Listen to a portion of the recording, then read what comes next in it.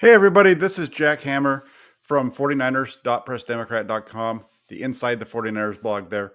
Just wanted to come on and give you a quick update on the game and go over kind of a little bit of a preview show for what to look forward to tomorrow as the 49ers go into Los Angeles to take on the Rams.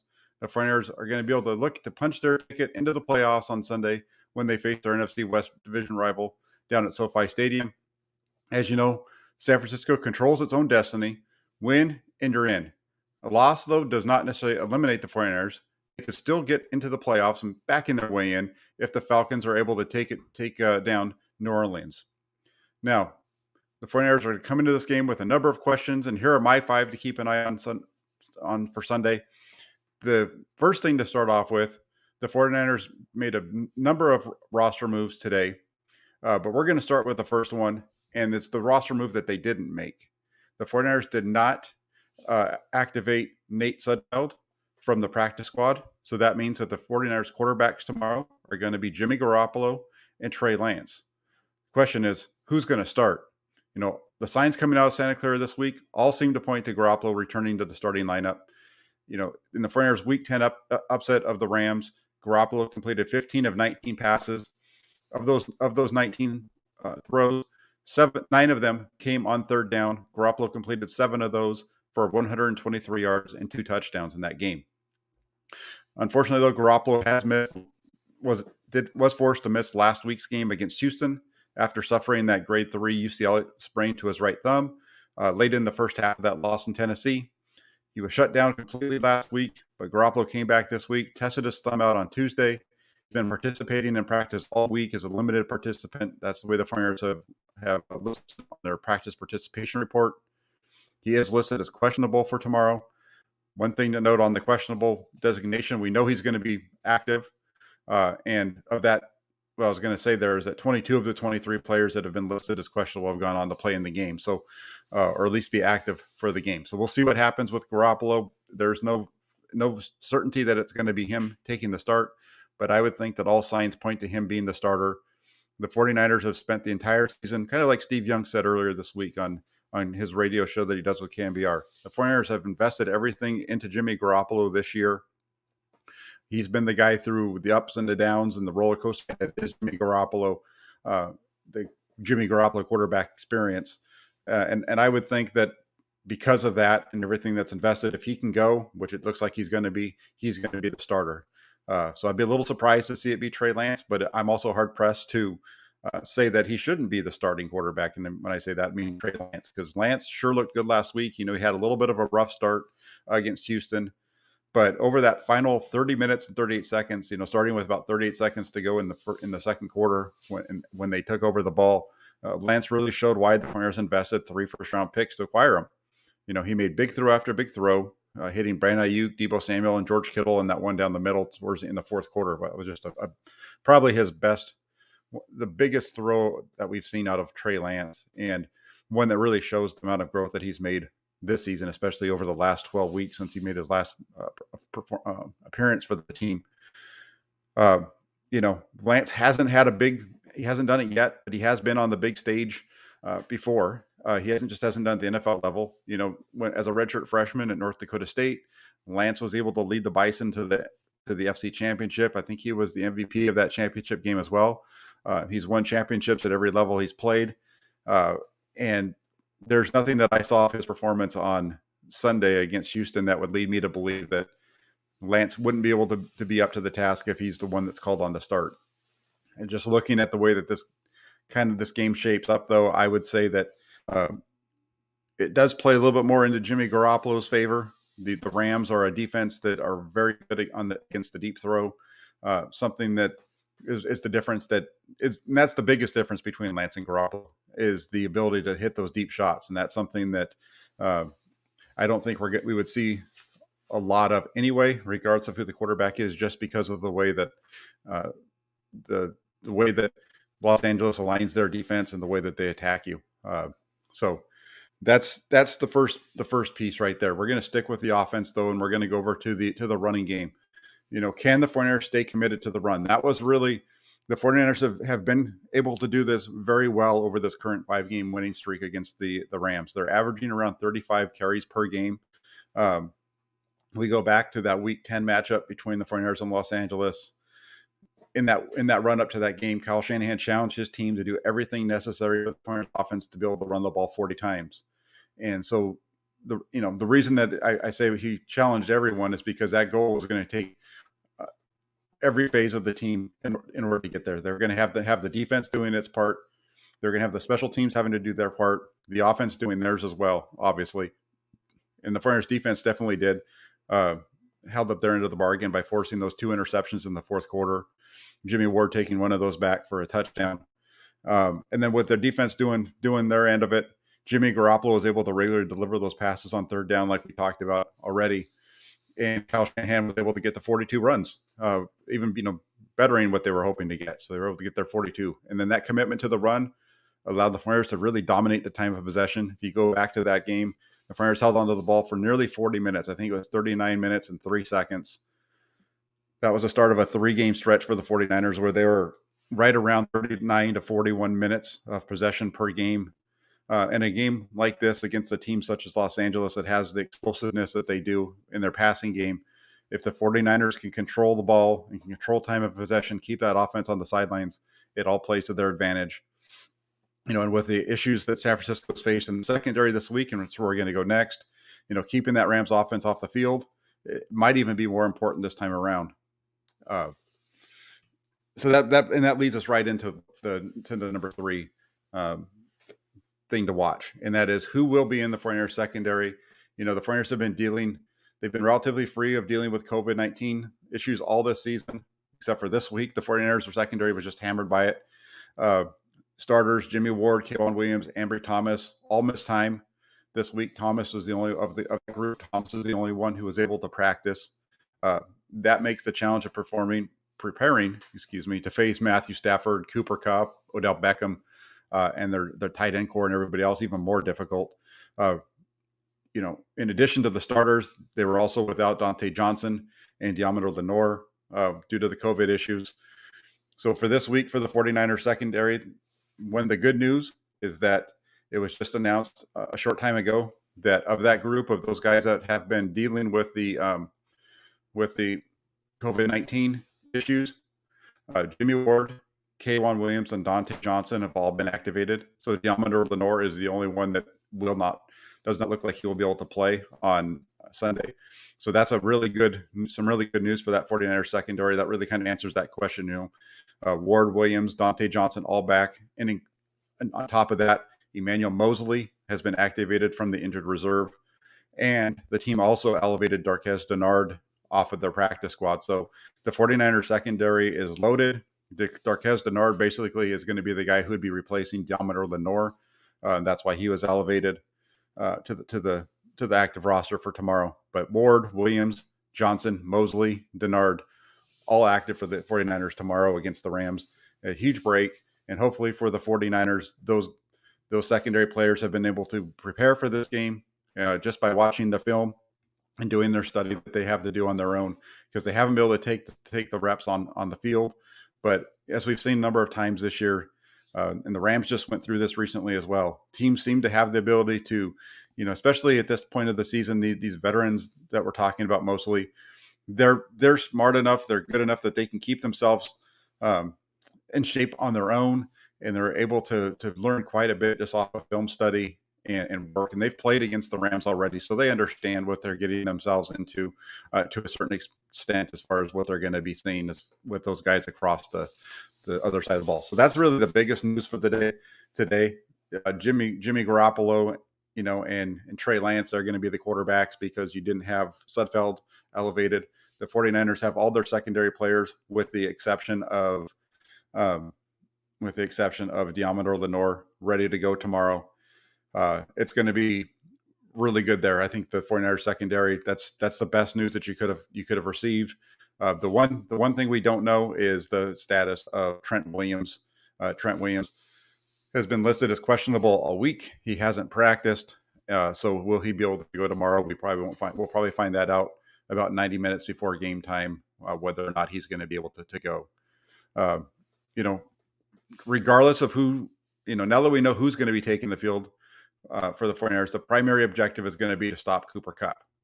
Kupp comes into this game. He's on pace to finish the season with a league lead in receptions, receiving yards, and receiving touchdowns. He comes in here with 138 receptions on the season so far, 1,829 receiving yards, and 15 touchdowns. If he stays out front this weekend, he will be just the fourth receiver in the Super Bowl era to capture the receiving Triple Crown. When the Rams and the 49ers squared off in Week 10, Kupp led all Rams receivers with 11 receptions for 122 yards. So he had a pretty big day there, and it's something that the 49ers are going to have to really tighten up on this week. And as we talked about with those COVID-19 protocols, it's going to fall on the shoulders primarily of K'Wan Williams and Jimmy Ward. Both players activated today. And as the numbers suggest, Kupp is going to make plays, and it's going to be on Williams and Ward to limit the damage. And then also the way that you help that secondary out, if the secondary is struggling a little bit because of the fact that they haven't been able to practice this week, then that's going to fall back on the 49ers defensive line to make up the difference. Nick Bosa leads the way for the 49ers pass rush. His presence makes everything easier for the rest of the defensive linemen around him to get to the quarterback. And when you look at that over the second half of the season, the biggest guy that stepped up for the 49ers has been Arden Key. And he's been able to record 6 sacks and 12 quarterback hits here over the last half of the season, these last 8 weeks. So his presence has been big. And then you get, Bosa coming off the edge, and you have Key up the middle, and you have Samson Ebukam and Eric Armstead. The 49ers pass rush could really force Stafford to have to get rid of the ball earlier than he wants. Stafford struggled with turnovers, though, during the second half of the season. Over the last 8 games, the veteran quarterback's turned the ball over 13 times. He's had 11 interceptions in the last 8 games, and he's had 2 fumbles. So 13 turnovers in all. He makes up for that with the touchdown passes that he does have. But part of the reason he has so many touchdown passes is because the Rams don't run the ball very much. The Rams are actually have ran the ball only 393 times this season. That's their lowest total under Sean McVay, and it's their 8th fewest in the NFL this season. And that brings us to question number 4, which is, can the San Francisco 49ers shut down the Rams run game? In addition to the low number of attempts, the Rams come into Sunday with the lowest yards per rush attempt, averaging only 4.1 yards per carry. And so that kind of tells you where this game's going to go. In the first matchup, the Rams got behind early. They weren't really able to even try to establish the run. They only ran it 10 times. In that game, they were able to pick up 52 yards on those. That would seem to suggest that maybe, part of that, their ability to run the ball, I think, was because the 49ers were focused on stopping the pass. And that's going to be key this week. They're if the 49ers can shut down the pass, it's going to allow them to shutting down the run, the pass for the 49ers defense. That's the key against the Rams. Shutting down the run, and if you can do both of those things, then you're shutting them down completely. The Rams run game is led by Sony Michel. He has 802 yards on 117 attempts this season. Darrell Henderson's not far behind. The Rams, they're looking to find a spark, though, this week in their run game from Cam Akers. The second-year player led the Rams last year in rushing yards and was expected to have a big year here in 2021 before he suffered a torn Achilles tendon. Akers has participated in full this week and is expected to make his debut for the Rams in 2022 on Sunday. How he does coming off of that torn Achilles will be something interesting to watch. Let's see. I do have a question really quick before I jump into the last one, and this is from Jeremy. How you doing, Jeremy? Thanks for jumping on. Thank you for the donation. I appreciate it. Who do you want to start? And this is one I would prefer to have Jimmy Garoppolo start, just because of the fact that he's been here, he's done this, and that's mainly why. Just because he's the veteran, feel pretty comfortable with knowing what you're going to get from him. This is a week where you don't really expect to see the ball going too deep very often. I think that Garoppolo can handle it. And as I said earlier, I just think that the 49ers have been running with Garoppolo. I agree with Steve Young on this. The 49ers have been running with Steve Young all season long. They've ridden the ups and the downs. They're in this position that there are partly because, both good and bad, right? They're in this position on the good side because they're here with a possibility of getting into the playoffs. They're not into the playoffs yet. Both of those sides are because of Jimmy Garoppolo, right? The bad game in Tennessee being one of them. The a couple of interceptions hurting them in Seattle, although I don't think that he was the reason they lost the game. He also contributed as a portion of that in that one.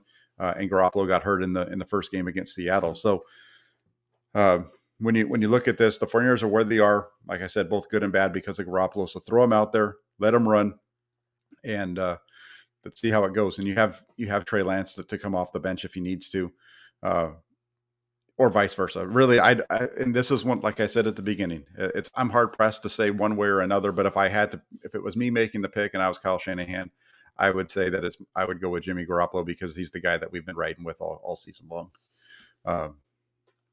So we'll see how that works out.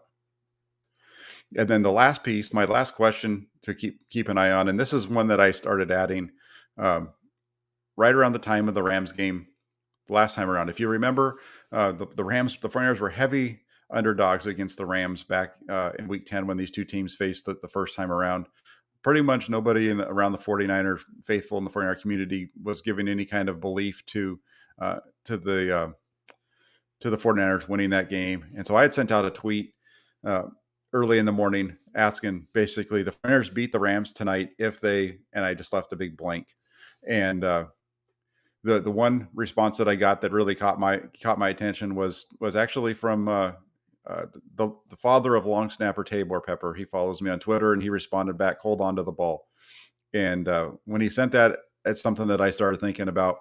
And that was a huge key in that game. If you go back to it, the 49ers are the team that held onto the ball in that first matchup. Los Angeles didn't, and it allowed the 49ers to really dominate the game throughout. And then you go back and you start looking at the numbers from this season. The 49ers and the Rams are so close with pretty much everything. Their offensive yards per game are separated by about 8 yards total. Their defensive yards allowed per game are separated by about 20. And the only reason it's even that wide is because the Rams pass defense has given up so many yards per game more. Their points scored is almost the same, and their points allowed is almost the same. I mean, these two teams are so close together. Really, I think the deciding factor on this game on Sunday is going to be this question right here: the team that holds onto the ball. And I'm going to say that the team that holds onto the ball on Sunday is going to be the team that walks out victorious. If I was to, my prediction for this game is I have a 49ers 20, Rams 26. The 49ers have shown the ability to turn the ball over at times. And as Matt says over here in the comment section a minute ago, Jimmy's going to throw some picks, and he might put the ball on the ground. 49ers special teams has really struggled with holding on to the ball this year. So I just have a feeling that you're going to see some struggles out of the 49ers when it comes to turnovers, and that's going to be the difference. I think if they don't turn the ball over, if the 49ers can establish the running game, if they can get to 40 carries, if they can get to 35, whatever, right in that ballpark, I think the 49ers have a really good chance to win it. And the only way that they do that is if they don't turn the ball over. If they turn the ball over, then you lose a time of possession. You start to have to kind of speed everything up around you. And so I think that's it. Number one, hold on to the football if you want to win this game for the 49ers. That would be the way to go. The special teams, that's the other thing Adrian brings up. Forgot special teams. And when you look at the special teams, that is the biggest difference on these two teams. The Rams special teams has been ranked much higher than the 49ers all season long in terms of for all the different statistical categories. And the biggest problem with the 49ers and their special teams, they've turned the ball over a couple times. They've allowed touchdowns on fake punts. They allow the opposition to return the ball out to the 30, 35-yard line on a regular basis. That's why it was such a kind of an auspicious start to the game last week against Houston when they were able to shut down Houston at the 20-yard line on the opening kickoff of the game. That's just not something that we've seen from the 49ers. But maybe bringing Mark Nzeocha back. He was a linebacker who had been with the 49ers earlier in the Shanahan tenure and was with them in 2019, and he's kind of bounced around. They brought him back last week, and maybe that's the key they needed, the spark they needed on special teams to help with their coverage units. Tommy asks really quick, and he might have missed the beginning of this. He says, Jimmy Ward is back. Is this true? Yeah, just to recap really quick. The 49ers made a number of roster moves today. they were able to activate Jimmy Ward, K'Wan Williams, and Dante Johnson from the reserve COVID-19 list. So those guys are back. They also activated Emmanuel Mosley from injured reserve. And they also brought up and activated cornerback Darquez Denard. So those are 5 cornerbacks and safeties, 5 secondary players that the 49ers activated today to the active roster. In addition, they activated Mark Nazacha and Curtis Robinson, both linebackers, from the practice squad as well. Their primary role for Nazacha and Robinson is for special teams. And like I said earlier, I think Denard is his role in this is he's kind of the replacement for Diamond Lenore. Diamond Lenore is the one player that's on the reserve COVID-19 list that hasn't been activated off, and he won't be in time for the game. So the 49ers are looking good coming into this one. The one question we don't have an answer to, I mentioned this earlier, but I'll mention it again, is, and because it's a big one, is we don't have an answer regarding the health of left tackle Trent Williams. He hasn't practiced all week. He was a non-participant there. He is listed as questionable. Kyle Shanahan said yesterday that he believes that he could come out and play even without any practice because of the history that he has with his ability. So that's a big positive there. And then this question here: what about Greenlaw and Aziz? Dre Greenlaw and Aziz Al-Shair also listed as questionable. Aziz Al-Shair did not practice this week. He's in kind of the same boat as Trent Williams, but Greenlaw and Aziz Al-Shair have been listed as questionable, as has Talanoa Hufanga. The 49ers pretty much have listed everybody on their roster as questionable. They didn't list anybody as doubtful this week. I think that's a little bit of gamesmanship on their part, because throughout this season, with the 49ers have listed players as doubtful. Only one time have they played in the game.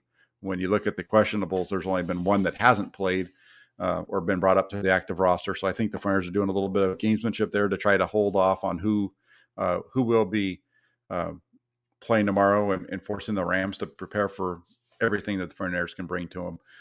And I think there's probably a little bit of that coming the other direction from the Rams as well. So there you have it. Those are my keys to the game. Once again, who's going to start at quarterback?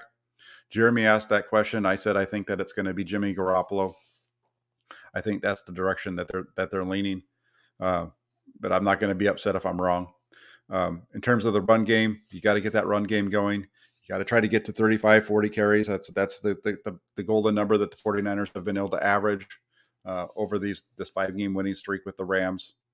You need to be able to shut down Matthew Stafford. That offense for the Rams is tough, and you have a guy who's on pace to pick up the Triple Crown in Cooper Kupp. And when I say Triple Crown, just hitting that one more time, he couldn't finish this year off leading the league in receptions, receiving yards, and touchdowns for them there. So we'll see how all this come Sunday for the 49ers. But like I said, I have the 49ers 20, Rams 26 is my final score. Hopefully I'm wrong for the 49ers' sake. It would be nice to be able to see them get into the playoffs for the second time under Kyle Shanahan. We know that Kyle Shanahan has taken them there in 2019. One thing that's kind of interesting to note here is I've been hard on Kyle Shanahan a number of times throughout his career since he took over the 49ers, based on the fact that he's looked at as an offensive guru, as people call him. Yet his offenses don't score in the top half of the league very often. They've only done it, I think, 5 times throughout his career.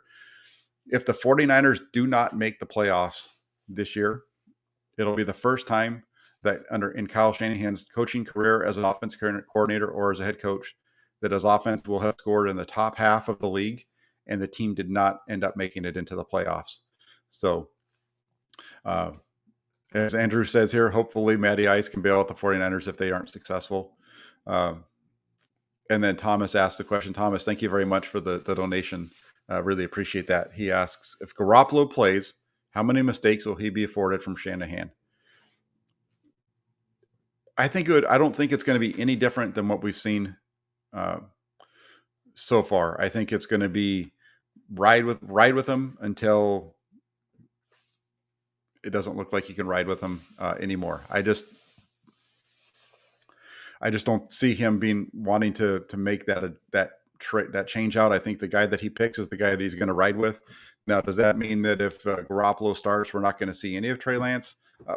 Possibly not. There might be a situation where you throw him in there a couple of times in certain situations, especially now that he's played a couple of times. Maybe they can throw him out, get him out there and kind of force the Rams' hand a little bit and come out and have him, go swinging for the fences. If you're behind, who knows? But I don't think you're going to see. I think you're going to see a long leash on Garoppolo if he is the starter. It'll be similar to what we've seen from him all season long. That's just my take. It could be completely wrong. We'll find out tomorrow. Jay Will, thank you very much for the donation as well. $5. Big news about our Nickelbacks coming back. Absolutely. I think when you look at everything that just took place today with the elevations that the 49ers made, those are all huge for their potential success tomorrow.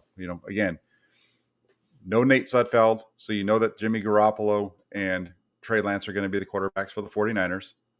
Jimmy Ward, K'Wan Williams, Dante Johnson, Emmanuel Mosley, Darquez Dennard activated. They're going to be up. You're also going to have Ambry Thomas, who was already activated yesterday. You have Josh Norman. You have your full complement of secondary players ready to go. The addition of Mosley coming back. Emmanuel Mosley has been very good this season when he's played. And so I would expect to see more of that tomorrow as well. So this could be a big one for the 49ers. We'll see how it works out. Like I said, I have them losing 26-20, but I'd be more than fine with coming on here tomorrow after the game and hearing you all tell me that I was wrong and that I picked the 49ers to lose instead of to win this game. So we'll see how that turns out. I did mention earlier on Twitter today, and there was a couple of comments at the beginning of this. I was supposed to actually be down in Los Angeles today. It was going to be the first road game that I was going to be able to cover. I was supposed to leave and get down there and be there for the game tomorrow. I'm actually home. COVID-19 stinks. Had a situation where there was a flare-up in the area. One of my kids, the school, he had a possible exposure. A student in his class tested positive for it yesterday. So just out of and Adrian asked the question here, how's everyone doing? Just out of an abundance of caution, I decided to stay home and not risk it with anybody else. I'm doing fine, have a little bit of headache, but I think that's from other things other than any kind of sickness. So things are fine here, and be looking forward to watching the game just like everybody else. It should be a good game, a fun one to watch. It should be tightly contested. I would expect this to be really close. Like I said earlier, these two teams, when you look at them on paper, extremely evenly matched. They go about their business a little bit differently, and the 49ers are more of a running team.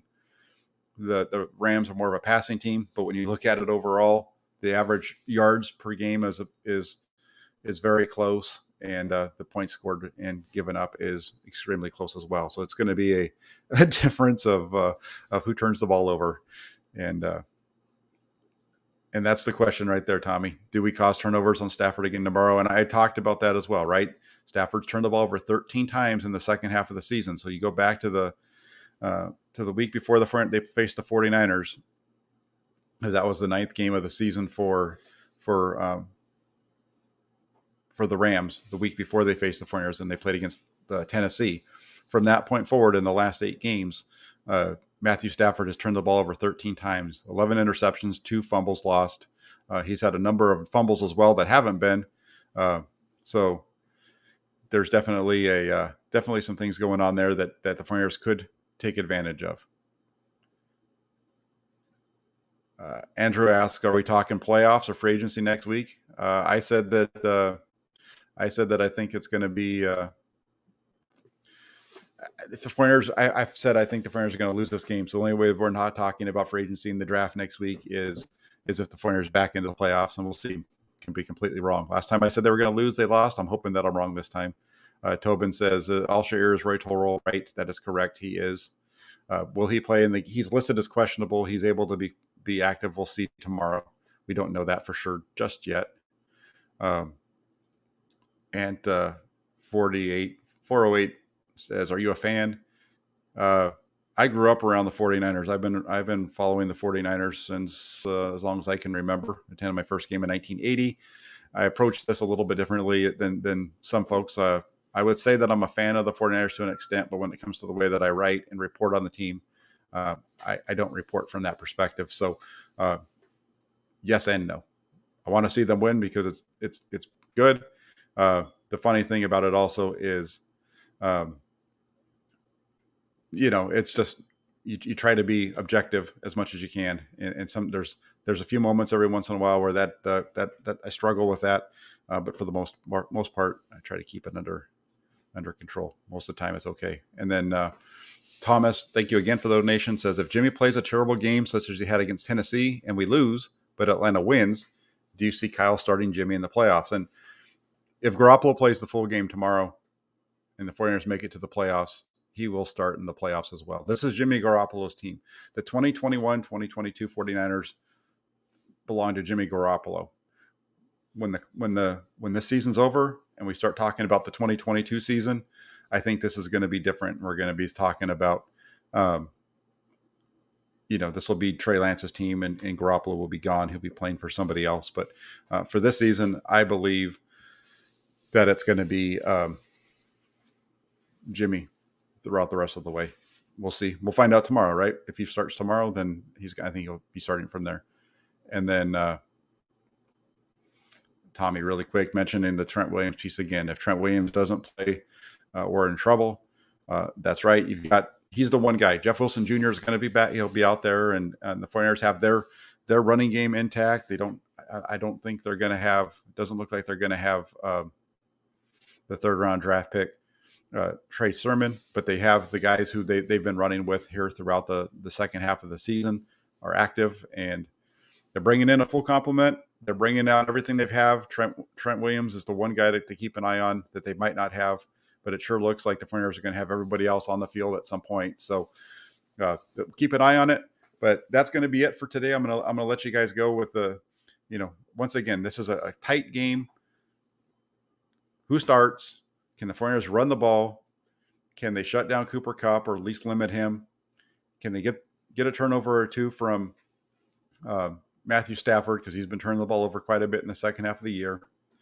And then from there, can the 49ers hold on to the football themselves? I think the 49ers are going to be able to shut down the running game for the Rams. We'll find that out as well. But can the 49ers hold on to the ball? The team that holds on to the ball tomorrow is going to win.